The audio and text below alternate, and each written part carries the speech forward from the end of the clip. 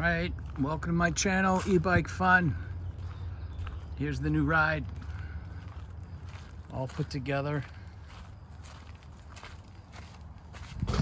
6,500 watts Eskute RTX model. Mid-drive motor, got directionals.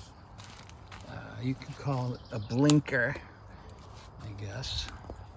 There's your left and right hand turn if I'm ever on the road. I don't know how much on-road riding I'll be doing. I added this mirror, which goes pretty well with it, and I really like this phone holder. It's got a lock feature on it, so you can just pretty much lock your phone once you put it in and you're good to go. Three assist modes on this one.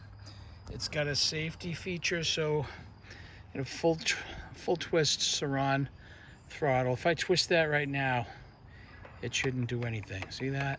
You actually have to hit the brake first to take it out of that mode, which is safety feature, which I like. Okay, fun times to come. We'll keep you posted. This bike I just got today.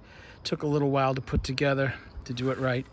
Used all the thread locker. See that now? See how that's on? It shows you an indicator that you left it on. Pretty good. Okay, don't forget to like and subscribe. Thanks.